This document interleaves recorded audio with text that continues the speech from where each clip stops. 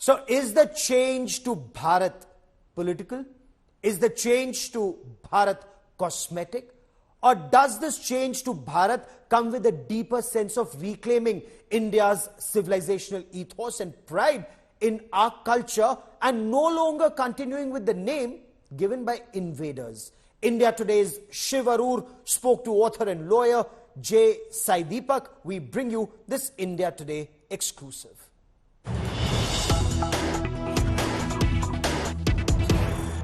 An opening comment on the headline of the day, which was triggered by, a small glimpse of an invitation issued by the president of the country, where the word Bharat was used instead of India. What did you think of that, first off?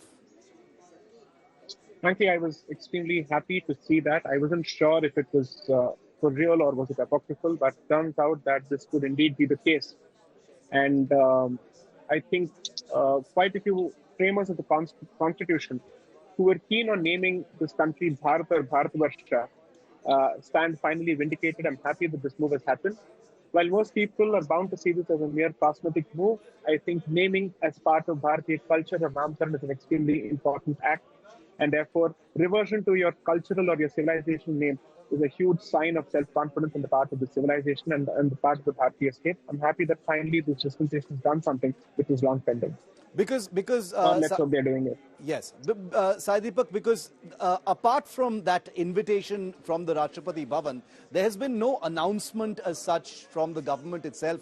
Most of what we've seen is mostly speculation and extrapolation from that one image. The title of one of your books is, India, that is Bharat. That's the first line of Article 1 of the Constitution, which very clearly mentions both India and Bharat. So the question arises, does any renaming even need to happen if India and Bharat both exist? Can't they be used interchangeably? So they are being used interchangeably, but the fact of the matter is, when it was originally proposed, the draft provisions spoke exclusively of India. Then several amendments were proposed by members. I think even the father of one of the MPs from Puri, I think Pinaki Mitra's father, was among the ones to suggest amendments to the effect that India must be replaced either with Bharat or Bharatvarsha.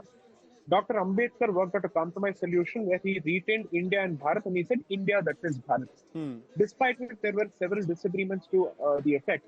But why should a country have two names? Why do we suffer from this split personality or this multiple personality disorder, which other self-respecting civilization continues to address itself and call itself by the name given to it by the colonizer? Now, I don't wish to get into the antecedents of it, but the consensus to a significant extent was that we should revert to either Hindustan or Bharatvarsha.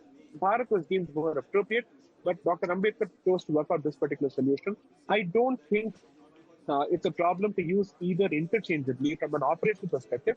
The larger meta question that I think we should be asking ourselves is, why should we have two names in the first place? What is the purpose here? So are you saying that the government should move ahead and pass a resolution saying Bharat should be the official name of the country from now on and not India, that two names should stop being the norm now?